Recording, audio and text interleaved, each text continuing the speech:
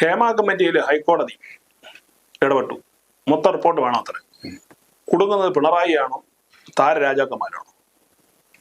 അല്ല, ഇതിപ്പോ ഓരോ ദിവസവും കഴിയുന്നതോറും ഞെട്ടിപ്പിക്കുന്നതുള്ള വാക്കൊന്നും ഇപ്പം പ്രസക്തിയില്ലാതെ മാറിക്കൊണ്ടിരിക്കുകയാണ്. കാരണം ഓരോ ദിവസം കഴിയുന്നതോറും പുതിയ പുതിയ പുതിയ പുതിയ വിവരങ്ങൾ വന്നുകൊണ്ടിരിക്കുകയാണ്. നമുക്കൊരു കാര്യം ഇതിനകത്ത് വളരെ വ്യക്തമാണ്.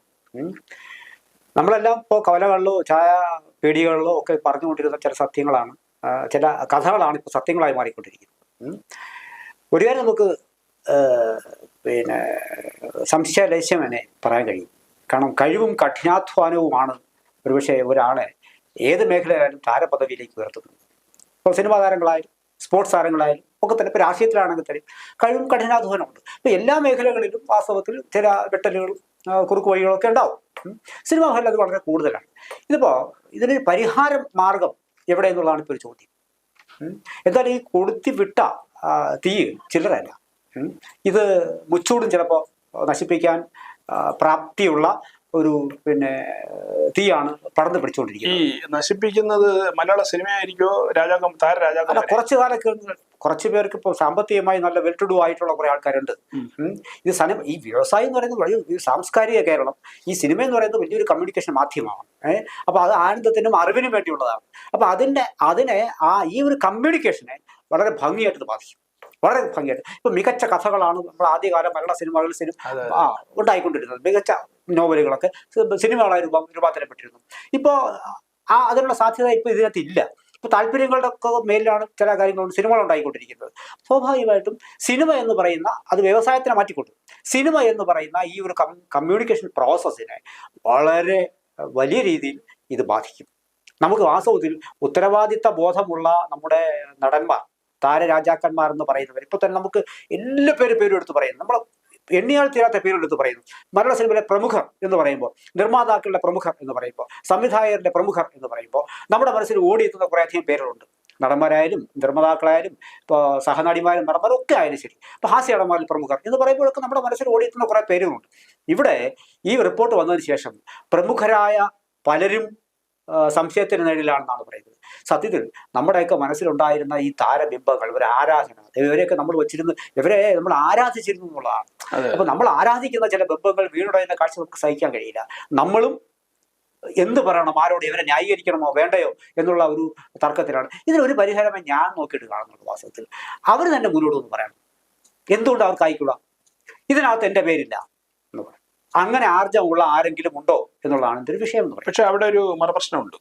കാര്യം ഇപ്പൊ ഒരു നടൻ വന്നിട്ട് ഈ പറയുന്ന ഈ പ്രമുഖരല്ല ഞാനില്ല, ഞാൻ നിരപരാധിയാണ്, അങ്ങനെ ആരെങ്കിലും എനിക്കൊരു മൊഴി കൊടുത്തിട്ടുണ്ടെങ്കിൽ ഞാൻ അതിന്റെ ശിക്ഷയേറ്റാൻ തയ്യാറാണ് എന്ന് ഒരാൾ പറഞ്ഞു കഴിഞ്ഞാൽ അത് മറ്റുള്ളവർക്ക് ഒരു ചലഞ്ചായി മാറും. അല്ല, അതുകൊണ്ടാണല്ലോ ഒരാൾ പറയാത്തത്, ആരും പറയാത്തത്. ഇപ്പൊ എല്ലാ അർത്ഥത്തിലും ഞാൻ കറയറ്റവനായിരിക്കണമെന്ന് നിർബന്ധമൊന്നുമില്ല. ഇവിടെ നമ്മൾ എപ്പോഴും ചർച്ച ചെയ്യപ്പെടുന്ന വിഷയം എന്താണ്? ലൈംഗിക ചൂഷണത്തെ കുറിച്ചിട്ടുള്ള കാര്യങ്ങളാണ് ഇവിടെ ഏറെ ചർച്ച ചെയ്യപ്പെടുന്നത്. ഇപ്പൊ കിടക്ക പങ്കിട്ടാൽ മാത്രമേ അവസരം ലഭിക്കൂ എന്ന് പറയുന്ന, അല്ലാതെ കുറച്ചു നേരം നിർത്തിയിരുന്നു, അതിനൊക്കെ വേറെ നിയമപരമായ പരിരക്ഷ ലഭിക്കാൻ തക്കമുള്ള നിയമങ്ങൾ ഉണ്ടാക്കിയെടുക്കാൻ കഴിയും. ഇനിയുള്ള ഈ കമ്മിറ്റിയുടെ ശുപാർശയിൽ പതി വന്നിട്ടില്ല. ഈ ശുപാർശകളൊക്കെ പുറലോകത്ത് വന്നു കഴിഞ്ഞാൽ, അല്ലെങ്കിൽ ഒരു പുതിയ ഒരു IPS ഉദ്യോഗസ്ഥരെ കൊണ്ട് അന്വേഷിപ്പിക്കണമെന്ന് പറയുന്നുണ്ട്. ഏതെങ്കിലും തരത്തിലുള്ള അന്വേഷണം വെച്ചിട്ട് പുതിയ നിയമങ്ങളൊക്കെ ഉണ്ടാക്കിയെടുക്കാൻ സാധിക്കുമായിരിക്കാം. ഇപ്പൊ പെട്രോൾ പമ്പിൽ നിൽക്കുന്ന ആൾക്കാർ, അതാണാകട്ടെ പെണ്ണാകട്ടെ, എത്രയോ അതൊരു രാവിലെ മുതൽ വൈകുന്നേരം നിൽക്കുകയായിരുന്നു. തുണിക്കടയിൽ നിൽക്കുന്ന ആൾക്കാർ, അതിനൊക്കെ പരിഹരിക്കാൻ തക്കമുള്ള നിയമങ്ങൾ നമ്മുടെ നാട്ടിൽ ഉണ്ടായിക്കൊണ്ടിരിക്കുന്നതാണ്. അപ്പോൾ ഇപ്പോൾ ആഹാരം കൊടുക്കുന്നത് വേറൊരു ഭാഗത്തിരുത്തിയിട്ട് എപ്പോഴെങ്കിലും ആഹാരം കൊടുക്കുക, ഇങ്ങനെയൊക്കെ ഉള്ള നീതി നിഷേധങ്ങളെ നമുക്ക് നിയമങ്ങൾ കൊണ്ട് നമുക്ക് നേരിടാൻ പറ്റും. പക്ഷേ ഒരു ക്രിയേറ്റിവിറ്റിയെ അടിസ്ഥാനമാക്കിയിട്ടുള്ള അഭിനയം എന്ന് പറയുന്നത് അത് ഇപ്പൊ കഴിവില്ലാത്തവരും പറഞ്ഞിടാൻ പറ്റും. അപ്പൊ അത്തരം കാര്യങ്ങൾ നമുക്ക് കൈകടത്താൻ കഴിയില്ല. അപ്പൊ അതുകൊണ്ടാണ് വാസ്തവത്തിൽ ഈ അശ്ലീലകരമായ കാര്യങ്ങൾ ആവശ്യപ്പെടുന്നു, ശരീരം ആവശ്യപ്പെടുന്നു, കഥകൾ മുട്ടുന്നു, അമ്മയോടൊപ്പം മാത്രമേ നിൽക്കാൻ കഴിയുന്നുള്ളൂ, കെട്ടിപ്പിടിക്കാൻ ഓടി വരുന്നു, ഭയചകിതരാകുന്നു നടിമാർ എന്നൊക്കെ പറയുന്ന വിഷയങ്ങൾക്ക് അത്തരം കാര്യങ്ങളിൽ ഞാനില്ല എന്ന് അറ്റ്ലീസ്റ്റ് പറയാൻ ഞാൻ ഒരാളുടെയും സമ്മതത്തോടു കൂടിയല്ല എന്നെങ്കിലും, സമ്മതത്തോടു കൂടി അല്ലാതെ ഞാൻ ആരുടെയും ശരീരത്തിൽ കൈവച്ചിട്ടില്ല എന്നെങ്കിലും പറയാൻ ഉള്ള ബാധ്യത, ഉത്തരവാദിത്വം ഈ നമ്മൾ അംഗീകരിക്കുന്ന നമ്മൾ ഈ താരരാജാക്കന്മാർക്ക് ഉറപ്പായും ഉണ്ട്. ഇപ്പൊ രണ്ട് മന്ത്രിമാരുടെ ഒരു മന്ത്രിയുടെയും ഒരു MLA പേരുകളൊക്കെ പറഞ്ഞു കേൾക്കുന്നു. നമുക്കതിനെ ഒരു തരത്തിൽ ചോദിക്കാൻ കഴിയുന്നില്ല. അവര് ചിലപ്പോൾ നിഷ്കളങ്കരായിരിക്കാം, അവർ പറയട്ടെ മുന്നോട്ട് വന്നിട്ട്. അല്ലാതെ എപ്പോഴും സംശയത്തിന് മുകളിൽ നിർത്തുന്നതാണ്. അപ്പൊ ഒരാൾക്ക് വന്ന് പറയാൻ കഴിയാത്ത അവസ്ഥ. ഈ ഏറ്റവും അല്ല, ചുരുങ്ങിയ അവിടെ ഒരു സംഭവം ഉണ്ട്. ഇപ്പൊ ഈ പറഞ്ഞ മന്ത്രി MLA അങ്ങനെ പ്രശ്നമില്ല, അവർക്ക് തുറന്നു പറയാമല്ലോ. അവർക്ക് തുറന്നു പറയാം. അവര് ജനപ്രതിനിധികളും കൂടെ ഇല്ലേ? ഉറപ്പായും ഉറപ്പായും പൗരജനങ്ങൾ ഈ പറഞ്ഞെന്താണ്, ഈ പൊതു സേവനത്തിൽ നിൽക്കുന്ന ആളുകളാണ്. സിനിമാ പ്രശ്നമല്ലേ, ഇവർക്ക് പറയാമല്ലോ. സത്യപ്രതിജ്ഞ ചെയ്ത് MLA ആയതും മന്ത്രിയായതും ആൾക്കാരാണ്. അപ്പൊ അവർക്ക് ഇപ്പൊ കുടുംബപരമായ ചില വിഷയങ്ങളൊക്കെ ഉണ്ടായിക്കാണാം. അതിനെയും സിനിമയുമായി കൂട്ടി കുഴക്കേണ്ട യാതൊരു കാര്യമില്ല. ഇപ്പൊ കുടുംബത്തിൽ അങ്ങനെയൊക്കെ ഉണ്ടായി ഉള്ളത് കൊണ്ട് ഇവര് എപ്പോഴും എല്ലാ ആൾക്കാരോടും മോശക്കാരാണെന്ന് നമുക്ക് പറയാൻ കഴിയില്ല. അപ്പൊ അങ്ങനെ അല്ല എന്ന് അഗ്നിശുദ്ധി വരുത്തേണ്ട അവരാണ്. ആ അഗ്നിശുദ്ധി ആരെങ്കിലും ഒരാൾ നടത്തിയോട്ടെ. ഇപ്പൊ തന്നെ 2 ദിവസങ്ങൾക്കുള്ളിൽ മലയാളത്തിലെ വളരെ പ്രഗത്ഭരായിട്ടുള്ള പ്രമുഖരായിട്ടുള്ള പിന്നെ ചില ആൾക്കാർ, നടീനടന്മാർ, അത് പ്രായമുള്ളവരും അല്ലാത്തവരും പുറത്തു വന്നിട്ടുണ്ട്. അപ്പോൾ നമ്മൾ ഈ പറഞ്ഞ ചങ്കൂറ്റമില്ല പുറത്ത് പറയാൻ എന്നൊക്കെ പറയുമ്പോഴും ഇന്നലെ ഒരു 4 or 5 പിന്നെ സ്ത്രീകൾ മുന്നോട്ട് പറഞ്ഞിട്ടുണ്ട്. വളരെ വ്യക്തമായിട്ട് ഒരു കാര്യം പറയുകയാണ്. പിന്നെ നമ്മുടെ ജോയ് മാത്യു ഒക്കെ ഉൾപ്പെടെയുള്ള ആൾക്കാർ അതിനെ മാറ്റി നിർത്തപ്പെട്ടു എന്ന് പറയുകയാണ്. അപ്പൊ ഇതെല്ലാതെ ജീവിക്കാമെന്നുള്ളത് നമ്മൾ ആദ്യ ദിവസങ്ങളെ ചർച്ചകൾ നമ്മൾ മാറ്റി നിർത്തുക എന്ന് പറയുന്ന ഒരു സംവിധാനം മലയാള സിനിമയിൽ ആദ്യം ഉണ്ടല്ല. നമ്മൾ തിലകന്റെ അവസ്ഥ നമ്മൾ കണ്ടതാണ്. എത്രയോ വർഷം തിലകനെ ഈ സിനിമയിൽ നിന്ന് മാറ്റി നിർത്തിയിരുന്നു. അദ്ദേഹത്തെ പരമാവധി ദ്രോഹിക്കുകയും എന്താണ് ജീവിക്കാൻ ഒരു വരുമാനമില്ലാത്ത കണ്ടീഷനിലേക്ക് മാറ്റുക. അതിലും ഈ താരാജാക്കോബൻ അല്ല, അതില് പിന്നെ തിലകന്റെ ഒരു പ്രസിദ്ധമായ ഒരു ടോക്ക് ഉണ്ടെന്ന് അദ്ദേഹം പിന്നെ പറഞ്ഞൊരു ഒന്നല്ല ഒരുപാട് കാര്യങ്ങൾ അതാണ് മലയാള സിനിമയെ നിയന്ത്രിക്കുന്ന മാഫിയകളാണെന്ന്. അന്ന് നമ്മുടെ ഇന്നത്തെ മുഖ്യമന്ത്രി എന്ന പാർട്ടി സെക്രട്ടറി ആയിരുന്നു. ഈ പ്രശ്നത്തിൽ അന്നത്തെ സംസ്കാരം എന്ന് പറഞ്ഞപ്പോൾ അത് പാർട്ടി സെക്രട്ടറിയാണ് തീരുമാനിക്കുന്നത്. അവിടുന്ന് ഇവിടെ വരാം. ചുരുക്കി പറഞ്ഞാൽ ഇവിടെ ഒന്നും അല്ല. അതോടൊപ്പം മറ്റൊരു കാര്യമുണ്ട് സാർ, ശ്രീനാഥിന്റെ മരണം അദ്ദേഹം ദുരൂഹതയുണ്ടെന്ന് കാണിച്ചത് ഒരാളാണ് പറഞ്ഞത്. അന്ന് അദ്ദേഹത്തിന്റെ ഭാര്യ ഈ കേസൊക്കെ കേട്ട് പലയിടത്ത് പോയെങ്കിലും ആരും തിരിഞ്ഞു നോക്കിയില്ല. പിന്നെ സ്വാഭാവികമായിട്ടും ഈ ഇതിനോടൊപ്പം തന്നെ ഇത്തരം ചില മരണങ്ങളും കൂടി അതിലൂടെ നമ്മൾ ചർച്ച ചെയ്യേണ്ടതായിട്ട് പേരും പെരുമയുള്ള ചില നടന്മാരുടെ കേസിലാകുമ്പോൾ ചിലപ്പോൾ ഇതൊക്കെ സംഭവിച്ചെന്ന് വരാം. പക്ഷേ ഇതൊന്നുമില്ലാത്ത വലിയ മോഹങ്ങളുമായി സിനിമാ മേഖലയിലേക്ക് വരണമെന്ന വലിയ സ്വപ്നങ്ങളുമായിട്ടാണ് വരുന്നത്. ആ സ്വപ്നങ്ങൾ ഏതെങ്കിലും ഒരു ഗ്രൂപ്പിന്റെ ഭാഗമാകാത്തത് കൊണ്ടോ അല്ലെങ്കിൽ കട്ടിൽ പങ്കുവയ്ക്കാത്തത് കൊണ്ടോ ഒക്കെ നഷ്ടപ്പെടേണ്ടി വന്നതിന്റെ ബുദ്ധിമുട്ടുകളാണ് ചില സ്ത്രീകൾ ഇനി എന്ത് നഷ്ടപ്പെടാനെന്നുള്ള തരത്തിലുള്ള അവർ മുന്നോട്ട് പറയുന്നത്. പക്ഷെ അവർക്ക് അത് വഴങ്ങി കൊടുക്കാത്തവരുടെ കഥയാണ് കേൾക്കുന്നത്. ചുരുക്കത്തിൽ ഇവർ വാസ്തവത്തിൽ മനുഷ്യന്റെ നമ്മുടെ ഇപ്പോൾ പ്രേക്ഷകരുടെ മനസ്സിലുള്ള അല്ലെങ്കിൽ പിന്നെ ഈ സഹൃദയരുടെ മനസ്സിലുള്ള അവരുടെ മനസ്സിലുള്ള വലിയൊരു ഭാരമാണ്. ഞാൻ ആരാധിക്കുന്ന പുരുഷന്മാർ ഇങ്ങനെയാണോ, സ്ത്രീകൾ ഇങ്ങനെയാണോ എന്നുള്ളത്. അപ്പൊ ആ ഭാരം ഇറക്കി വയ്ക്കാൻ സർക്കാരും ഈ നടീനടന്മാരും പിന്നെ ബാധ്യസ്ഥരാണ്. കാരണം അവര് നമ്മുടെ പല ഉൽപ്പന്നങ്ങളുടെയും സർക്കാരിന്റെയും ബ്രാൻഡ് അംബാസഡർമാരാണ്. ഇപ്പൊ അമിതാഭ് ബച്ചൻ തന്നെ ദേശീയ തലത്തിൽ നമ്മുടെ ഒരുപാട് കാര്യങ്ങൾക്ക് അദ്ദേഹം ബ്രാൻഡ് അംബാസഡർ ആയിരുന്നു. അപ്പോൾ അങ്ങനെ ബ്രാൻഡ് അംബാസഡർമാരായി ഉയർത്തപ്പെടാൻ കെൽപ്പുള്ള ഒരാളാണ് നമ്മുടെ പിന്നെ താരപദവി അലങ്കരിക്കുന്നതെങ്കിൽ അവർക്ക് ആ പദവി ഉള്ളിടത്തോളം കാലം തന്നെ ഇപ്പോൾ മോഹൻലാലിന് ലഫ്റ്റനന്റ് കേണൽ പദവിയാണുള്ളത് സമ്മാനിച്ചിട്ടുള്ളത്. ഏതെങ്കിലും ഒരു സീട്ട് വലിക്കുമെന്നോ മദ്യപിക്കുന്നോ എന്നോ പറഞ്ഞിട്ടൊന്നും ഇത്തരം പദവികൾ കൊടുക്കാതെന്നിരിക്കില്ല, അതൊക്കെ പോട്ടെ. പക്ഷെ എങ്കിലും സമൂഹ മധ്യയെ ഒരു നിറഞ്ഞ സംശയത്തിന്റെ പേരിൽ നിൽക്കേണ്ടി വരുമ്പോൾ അല്ലെങ്കിൽ രാജ്യം ആദരിക്കുന്ന ഒരുപാട് അവാർഡുകൾ കിട്ടിയിട്ടുണ്ടാവാം. അപ്പൊ അത്തരത്തിലുള്ള അവാർഡുകൾ സമ്മാനിക്കപ്പെട്ട ആൾക്കാർ സ്വാഭാവികമായും അവർക്ക് ഉത്തരവാദിത്വമുണ്ട്. രാജ്യത്തോട്, സംസ്ഥാനത്തോട്, പ്രേക്ഷകരോട്, സഹൃദയരോട് ഉത്തരവാദിത്വമുണ്ട്. അതുകൊണ്ടാണ് ഞാൻ പറയുന്നത് ഈ മറനീക്കി പുറത്തു വരണം. നമ്മുടെ മനസ്സിലുള്ള നെഞ്ചിലുള്ള ഭാരമായിട്ടുണ്ട്. ഇവരെ ഓർത്തിട്ടുള്ള ഭാരമാണ് വാസ്തവത്തിൽ സർക്കാർ രക്ഷിക്കണം. ഈ മറ ആര് നീക്കും എന്നുള്ളതാണ് തർക്കം. അത് തീർക്കാൻ അതാണ് അതിന് ഒറ്റ മാർഗമേ ഉള്ളൂ. 1 or 2 പേരെങ്കിലും പുറത്തൊന്ന് പറയട്ടെ, ബാക്കിയുള്ള കാര്യങ്ങളൊക്കെ അവിടെ നിൽക്കട്ടെ. മറ്റേ ഈ പിന്നെ നീതി നിഷേധങ്ങളുടെ കഥയൊക്കെ അവിടെ നിൽക്കട്ടെ, അതൊക്കെ പരിഹരിക്കാനുള്ള മാർഗം ഉണ്ടാവും. ഇവിടെ ഏറ്റവും കൂടുതൽ ചർച്ച ചെയ്യപ്പെടുന്ന എന്താണ്, ഈ ചില പേജുകൾ എന്തുകൊണ്ട് ഇപ്പൊ ഏറ്റവും കൂടുതൽ വന്ന വിവരം എന്ന് പറയുന്നത് വിവരാവകാശ കമ്മീഷണർ പറഞ്ഞതിലും കൂടുതൽ പേജുകൾ നീക്കം ചെയ്യപ്പെട്ടിട്ടുണ്ട്, കൂടുതൽ ഖണ്ഡികൾ മറച്ചു പിടിക്കപ്പെട്ടിട്ടുണ്ട്. അപ്പൊ ഇതാരാണ് ചെയ്തത്? ഒരു റിപ്പോർട്ട് വന്നതിന് ശേഷം അതിനുള്ള അധികാരം ആർക്കാണ്? നിയമപരമായി അത് നിലനിൽക്കുന്നതല്ല എന്നും നിയമ വിദഗ്ധർ എല്ലാവരും ചൂണ്ടിക്കാണിക്കുകയും ചെയ്തിട്ടുണ്ട്. അപ്പൊ താല്പര്യം ആർക്ക്? സർക്കാർ പറയും. എന്നൊരു ചെറിയൊരു ന്യായീകരണം. അപ്പൊ അത് സ്വകാര്യത ബാധിച്ച് ചിലപ്പോൾ അതിന്റെ പിന്നെ പർട്ടിക്കുലർ ഓഫീസർക്ക് ഒരുപക്ഷെ ഇതിനുള്ള അവകാശം ഉണ്ട് എന്നാണ് പറയുന്നത്. അതെന്ത് അവകാശമാണ്? അപ്പോൾ ഇതൊക്കെ വാസ്തവത്തിൽ സർക്കാരിന്റെ ഒരു ഇടപെടൽ കൂടി ഉള്ളത് കൊണ്ടാണ് ഇങ്ങനെ സംഭവിക്കുന്നത്. സർക്കാരിന്റെ ഇടപെടൽ വളരെ ശക്തമാണെന്നുള്ളതിന്റെ ഏറ്റവും വലിയ തെളിവാണ് ഇതിലൊരുമാതിരി ഒളിച്ചുകളി നടന്നത്. സർക്കാർ ഒളിച്ചുകളി നടന്നത്. കാരണം ഏത് റിപ്പോർട്ടും നടപടിയെടുക്കേണ്ട സർക്കാരാണ്. ഇപ്പൊ കഴിഞ്ഞ ദിവസം ചില നിയമവിദഗ്ധർ എന്ന് പറഞ്ഞ ചില ആളുകൾ അഭിപ്രായം പറഞ്ഞത് ഇതിനൊക്കെ സാഹചര്യ തെളിവില്ലാതെ കേസെടുക്കാൻ പറ്റില്ല. എന്നാൽ KN ബാലഗോപാൽ ധനമന്ത്രി ഇന്നലെ പറഞ്ഞത്, മുഖ്യമന്ത്രി അതിനെ നേരെ കടകവിരുത്താനാണ് അദ്ദേഹം പറഞ്ഞത്. അദ്ദേഹം പറഞ്ഞ അതിന്റെ ആവശ്യമൊന്നുമില്ല, കേസെടുത്ത് കഴിഞ്ഞാൽ അതിന്റെ ഡീറ്റെയിൽസിന്റെ ആവശ്യം എല്ലാ സംഭവം കേസെടുക്കാവുന്ന. അപ്പൊ ഇതിനകത്ത് ഈ ഭരണകക്ഷിക്ക് അകത്ത് തന്നെ ഇതില് ഭരണപക്ഷവും വീണ്ടും അതിനകത്ത് വീണ്ടും പ്രതിപക്ഷമായി ഈ കേസുമായിട്ട് ബന്ധപ്പെട്ടു. അപ്പോൾ നേരത്തെ ചർച്ച ചെയ്യുന്ന പോലെ പവർ ഗ്രൂപ്പ് എന്ന് പറയുന്ന ഒരു സംവിധാനം, അത് ആരാണെന്ന് ആരെങ്കിലും വെളിപ്പെടുത്തണം. ഇല്ലെങ്കിൽ നമുക്ക് ധരിക്കേണ്ട ഒരു പവർ ഗ്രൂപ്പ് കൊളപ്പുള്ളി അപ്പനും പവനായി ഒക്കെ ആയിരിക്കും നമുക്ക് പറയേണ്ടതായിട്ട് സംഭവിക്കും. അപ്പൊ ഇവരിത് വെളിപ്പെടുത്തണം. എന്തിനാണ് സർക്കാർ പേടിക്കുന്നത്? മറ്റെന്തെങ്കിലും ആനുകൂല്യം അവരെ നേടിയിട്ടുണ്ടോ? അതോ പിന്നെ ഇവരുടെയൊക്കെ ചാനൽ പ്രൊമോട്ട് ചെയ്യുന്നതുകൊണ്ടാണോ? ജനങ്ങളെ ചില ചോദ്യങ്ങൾ ജനങ്ങളുടെ ഇടയിലുണ്ട്. അല്ല, ഏറ്റവും കൂടുതൽ നികുതി സമ്മാനിക്കുന്ന ഒരു ഇൻഡസ്ട്രി എന്നുള്ള നിലയിൽ സർക്കാർ അതിന് അതേ മാന്യതയിൽ കാണണം. പക്ഷെ സർക്കാർ ഇതിൽ ഭീതിയുടെ യാതൊരു കാര്യവുമില്ല. ഇപ്പൊ ഇതിൽ 8-10 പേര് അഭിനയിച്ചില്ല എന്ന് വെച്ചിട്ടൊന്നും മലയാള സിനിമ നശിച്ചു പോവുകയാണ്. പുതിയ ആൾക്കാരുണ്ടാവും, പുതിയ രീതി ഉണ്ടാവും.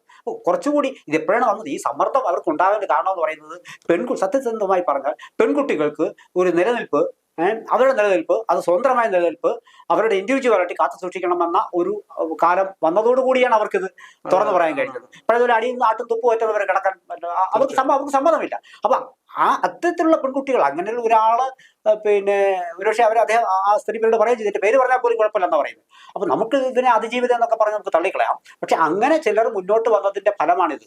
നാളെ അത് കൂടി വരും. അതിനെ സഹായിക്കുന്ന പുരുഷന്മാരുടെ എണ്ണവും കൂടി വരും. പിന്നെ അത് പരസ്പര സമ്മതത്തോടെ അല്ലാത്ത ചിലത് തുടർന്ന ഒരു വിഷയമായിരുന്നു. അതുകൊണ്ടാണ് ഞാൻ പറഞ്ഞത്, അറ്റ്ലീസ്റ്റ് അതിനെങ്കിലും ഞാൻ തയ്യാറായിട്ടില്ല എന്ന് പറയാൻ ഒരു 2-3 നടന്മാർ മുന്നോട്ട് വന്ന് നോക്കട്ടെ. ബാക്കി അപ്പോഴറിയാം നമുക്ക്. അപ്പോഴാണ് അവരുടെ വർഗസ്നേഹം. അങ്ങനെയാണെങ്കിൽ ഇതിന്റെ ഇടയിൽ ഈ മലയാള സിനിമ ആകെ നാറ് നിൽക്കുകയാണ്. ഈ നാറ്റത്തിന്റെ ഇടയിലാണ് സർക്കാർ കോൺക്ലേവ് നടത്താൻ പോകുന്നത്. അത് എന്ത് കോൺക്ലേവ് ആണ്?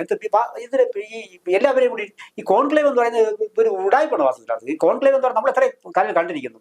ഇപ്പോൾ അന്ന് പറഞ്ഞു വന്നാൽ അതിന്റെ ചരിത്രങ്ങൾ ഒരുപാട് പറഞ്ഞിട്ട് ഒരു കോൺക്ലേവ് എന്ന് പറയുന്നത്. അപ്പൊ ഇത് പിന്നെ അങ്ങനെ നേടേണ്ട വിഷയമല്ല ഇത്. നിങ്ങൾ ആദ്യം ആ റിപ്പോർട്ടിനെ പഠിക്കൂ. ആ റിപ്പോർട്ടിൽ പറഞ്ഞ കാര്യങ്ങൾ നടപ്പാക്കാൻ ശ്രമിക്കൂ. അതിൽ ഒഴിവാക്കിയ ഭാഗങ്ങളുടെ സത്യസന്ധമായി അതിനെക്കുറിച്ച് അന്വേഷണം നടത്തൂ. അത് ശരിയാണോ നോക്കൂ, അതിന്മേൽ നടപടി എടുക്കൂ. അല്ലാതെ ഇതെല്ലാം അവിടെ നിൽക്കട്ടെ, ഒരു മൂല ഇട്ടേക്കാം, ഞങ്ങൾ ഇത്രയും ഭാഗങ്ങൾ എടുത്ത് മാറ്റിവെക്കും, എന്നിട്ട് ഞങ്ങളെയും കൂടി എടുത്ത് ശത്രുവിനെയും മിത്രത്തിനെയും ഒരുമിച്ചിരുത്തിക്കൊണ്ട് പീഡിതരെയും പീഡിപ്പിക്കപ്പെട്ടവരെയും കൂടി ഒരുമിച്ചിരുത്തിക്കൊണ്ട് ഞങ്ങളൊരു കോൺക്ലേവ്, ഇതുവരെ ആഡംബരം കുറെ കോടികൾ നിന്നപ്പോഴത്തെ തള്ളിക്കളയാമെന്നുള്ള അല്ലാതെ അതിനകത്ത് യാതൊരു അർത്ഥവുമില്ല. കോൺക്ലേവിൽ പങ്കെടുക്കില്ല എന്നും പ്രമുഖരായ പലരും അഭിപ്രായം പറഞ്ഞിട്ടുണ്ട്. പിന്നെ മറ്റൊരു അഭിപ്രായം എന്ന് പറയുന്നത് പ്രതിപക്ഷ നേതാവിന്റെ അഭിപ്രായം. അദ്ദേഹം പറയുന്നത് 5 കൊല്ലമായി 4.5 കൊല്ലമായി സർക്കാർ ഇവിടെ അടയിരിക്കുകയായിരുന്നു. 4 കൊല്ലമായി എന്തുകൊണ്ട് പുറത്തു വിടുന്നത് അന്നേ അദ്ദേഹത്തിന് ചോദിക്കാമായിരുന്നു. പ്രതിപക്ഷ നേതാവിന് ഉത്തരവാദിത്തമുണ്ട്. ഇവർ പ്രതിപക്ഷത്തിനും സർക്കാരിനും ഒരേപോലെ ഉത്തരവാദിത്തമാണുള്ളത്. ഈ പ്രതിപക്ഷ നേതാവ് എന്ന് പറയുന്നത് ഈ പണ്ടോര ബോക്സ് പോലെയാണ്. പിണറായി എന്ന് പറയുന്ന അതിന്റെ പിന്നാലെ പോകുന്നല്ലാതെ സ്വതന്ത്രമായി ഇതിൽ ഒരു വിഷയത്തിലും അദ്ദേഹം ഈ റിപ്പോർട്ട് സബ്മിറ്റ് ചെയ്ത 19 ഇദ്ദേഹത്തിന് ചോദിച്ചുകൂടായിരുന്നോ? അല്ലെങ്കിൽ ഒരാഴ്ച, 2 ആഴ്ച, 2 വർഷം, അതുപോലെ 2 വർഷം കഴിഞ്ഞതിന് ശേഷമെങ്കിലും ഇദ്ദേഹത്തിന് ചോദിക്കാമായിരുന്നു. അവിടെ ഇദ്ദേഹം പ്രതിപക്ഷ നേതാവിന്റെ ആ ദിവസങ്ങളിൽ ചോദിക്കാമായിരുന്നു ഇദ്ദേഹത്തിന്. അപ്പൊ അതൊന്നും ചോദിക്കാതെ സർക്കാർ അടയിരിക്കുകയായിരുന്നു എന്ന് പറഞ്ഞിട്ട് ഇതെല്ലാം പിന്നെ ഈ പവർ ഗ്രൂപ്പ് ആയാലും മറ്റു ചിലരൊക്കെ രക്ഷിക്കാനുള്ള ചില രാഷ്ട്രീയ പോരാട്ടമാണ് നമ്മൾ കണ്ടുകൊണ്ടിരിക്കുന്നത്. അവനവന്റെ അസ്തിത്വം കൂടി നമ്മൾ നോക്കിക്കൊണ്ടുള്ള പിന്നെ പടവട്ടുകളാണ് ഈ നടന്നുകൊണ്ടിരിക്കുന്നത്. രാഷ്ട്രീയക്കാർക്ക് ഭംഗിയായിട്ട് അറിയുകയും ചെയ്യാം. അപ്പൊ ഇതിനിടയിൽ തന്നെ പിന്നെ കോൺഗ്രസ്സുകാരും പിന്നെ എല്ലാ രാഷ്ട്രീയ പാർട്ടികൾ വിശ്വസിക്കുന്ന ആൾക്കാരും നടന്മാരുടെ കൂട്ടത്തിലുണ്ട്. അപ്പൊ അവിടെയും രാഷ്ട്രീയ ലാഭമാണ് നോക്കുന്നത്. ചുരുക്കത്തിൽ ഈ പീഡിപ്പിക്കപ്പെട്ട നടികളുടെ ഭാഗത്തു നിന്ന് പറയാൻ ആരുമില്ലാത്തൊരവസ്ഥ വീണ്ടും സംജാതമായിക്കൊണ്ടിരിക്കുകയാണ്. നല്ലൊരു കൂട്ടായ്മ ഉയർന്നു വരികയും ആ കൂട്ടായ്മ നിയമനടപടികൾക്ക് കടക്കുകയും ഈ പീഡിപ്പിക്കപ്പെട്ടവർ മുന്നോട്ട് വന്ന് പറയുകയും ചെയ്യാതെ ഇവിടെ നിലനിൽക്കാൻ യാതൊരു രക്ഷയുമില്ല. ഇല്ലെങ്കിൽ നാളെ ഇത് വലിയ തുടർക്കഥയായി തന്നെ മാറും. അതോടൊപ്പം ഈ വിഷയം വന്നതിന് ശേഷം മലയാള സിനിമ നിശ്ചലാവസ്ഥയിലാണെന്ന് കൂടി കേൾക്കുന്നു. അതാണ് ഞാൻ പറഞ്ഞത്. ഈ ഏറ്റവും വലിയ കമ്മ്യൂണിക്കേഷൻ പിന്നെ മാർഗമായ ആനന്ദദായകമായിട്ടുള്ള ഇൻഫർമേറ്റീവ് ആയിട്ടുള്ള ഈ മീഡിയ ഏറ്റവും കൂടുതൽ നികുതി സമ്മാനിക്കുന്നത് കൂടിയാണ്. അതിനെ അലോസരപ്പെടുത്തുമെന്ന് ഞാൻ പറഞ്ഞതാണ്. മികച്ച സിനിമകൾ ഉണ്ടാകില്ല. ഈ സിനിമകൾ വഴി മികച്ച കമ്മ്യൂണിക്കേഷൻസ് നടക്കില്ല. അത് നമ്മളറിയില്ല. ഈ സാഹചര്യം ഒരുപക്ഷെ തെലുങ്ക്, തമിഴ് സിനിമകൾ എടുത്തേക്കും. അവരുടെ പുതിയ സിനിമകളൊക്കെ കേരളത്തിൽ ഡബ് വരും. മികച്ച സൃഷ്ടികൾ വരില്ല. ഒരു പക്ഷേ ഇതിനെ അവസരം പിന്നെ എടുത്തുകൊണ്ട് ഈ എത്രയോ മികച്ച സിനിമകൾ ഉണ്ടാകേണ്ടതായിരുന്നു. ഇപ്പൊ ഇന്നലെ ഒരു ശരി പറയുന്നതായിട്ട് മികച്ച ചില സ്ക്രിപ്റ്റുകൾ, മികച്ച സ്ക്രിപ്റ്റ് എന്നൊക്കെ പറയുന്നുണ്ട്. പക്ഷെ അവരോട് ചില ശാരീരികമായ ചില ആവശ്യങ്ങൾ മുന്നോട്ട് അവർക്ക് നിർത്തിപ്പോകേണ്ടി വന്നു. ഇങ്ങനെയുള്ള ഒരുപാട് വളരെ പ്രൊഡക്റ്റീവായിട്ടുള്ള വളരെ സുന്ദരമായിട്ടുള്ള സ്ക്രിപ്റ്റുകൾ ചിലപ്പോൾ ഈ സമയത്ത് പൊട്ടിപ്പുറപ്പെട്ട് മികച്ച സിനിമകൾ ഉണ്ടായിക്കൂടാന്നും നമുക്ക് പറയാൻ കഴിയില്ല. സ്ക്രിപ്റ്റിനും നല്ല സിനിമയ്ക്കും അപ്പുറം അവർക്ക് ഈ പറഞ്ഞ കുളിരായിരുന്നു പ്രധാനം. നടിയുമായി ചേർന്നുള്ള കുളിരായിരുന്നു അവർക്ക് പ്രധാനം. അതുകൊണ്ടാണ് ഇങ്ങനെ പലതും നഷ്ടപ്പെട്ടു പോയത്. എന്തായാലും ഇതിനകത്ത് നഷ്ടപ്പെടുന്നത് മലയാളത്തിന്റെ പിന്നെ ഒരു സാമൂഹ്യ ബോധത്തെ വല്ലാതെ കണ്ടത് അഫക്റ്റ് ചെയ്തിട്ടുണ്ട്. ആ ഒരു നമ്മുടെ സാംസ്കാരിക ബോധത്തെ പോലും വലിയ തോതിൽ പിടിച്ചുലയ്ക്കുന്നു. അത് പലരുടെയും മൗനം ഇതിന് പിന്നെ വളം വെച്ച് കൊടുക്കുന്നു. അത് വളരെ ദൗർഭാഗ്യകരമായ ഒരു വസ്തുതയാണ്. അത് ഒഴിവാക്കാനുള്ള മാർഗങ്ങൾ ഉണ്ടാവട്ടെ. അതെ, നമുക്ക് സംസ്ഥാന സർക്കാരിന് ഒരു സാംസ്കാരിക വകുപ്പുണ്ട്, അത് നിയന്ത്രിക്കാനായിട്ടൊരു മന്ത്രിയുണ്ട്, കൂടാതെ ഈ സാംസ്കാരിക നായകന്മാരെന്ന് പറയുന്ന ആളുകളുണ്ട്. ഇവരൊന്നും ഈ പറഞ്ഞ ഈ ഇരകളാക്കപ്പെട്ട നടിമാർക്കൊപ്പമോ സ്ത്രീകൾക്കൊപ്പമോ ഇവരിതുവരെ ഒരു വാക്കും മിണ്ടിയിട്ടില്ല. സാധാരണ അവർ ആരും പറയല്ല, ഇവരെല്ലാം തോളിക്കെട്ട് നടക്കാൻ പറ്റും. ഇവർക്കെല്ലാം വലിയ വലിയ പിന്നെ ലക്ഷ്യങ്ങളാണ്. വളരെ പിന്നെ ലാഭം നേടിക്കൊടുക്കുന്ന പല ബിസിനസ് ഇതിനകത്തുണ്ട്. അപ്പൊ അതൊന്നും അവര് പറയില്ല. ഒരുപക്ഷെ അവരെയൊക്കെ പേരുകൾ ഉണ്ടാവാം, അതൊന്നും പറയാൻ പറ്റില്ല. എഴുത്തുമായിട്ടൊക്കെ ബന്ധപ്പെട്ട് നിൽക്കുന്ന ആളാണല്ലോ, പേരെടുത്ത് പറയേണ്ട കാര്യം അതിലുണ്ടാവാം. കഴിഞ്ഞ വർഷം ഇതേ സമയത്ത് ഇന്നലെ ഒരു പിന്നെ നടി, നേരത്തെ സാർ ചൂണ്ടിക്കാണിച്ചാൽ ഒരാൾ പറഞ്ഞത്, ഒരു ഗായികയെ ഇതുപോലെ അപ്രോച്ച് ചെയ്തെന്ന് പറയുന്നു. നടിമാരെ മാത്രമല്ല, അപ്പോ പാട്ട് പാടാനുള്ള അവസരം കൊടുക്കാം. അതുകൊണ്ട് ഇതുമായി ബന്ധപ്പെട്ട സർവ്വ മേഖലകളിലും പ്രശ്നങ്ങൾ ഉണ്ടാകാനുള്ള സാധ്യതയുണ്ട്. നമുക്ക് സാധ്യത പറയാൻ പറ്റുള്ളൂ. വരും ദിവസങ്ങളിൽ ഒഴിവാവട്ടെ, അതേ പറയാൻ കഴിയും.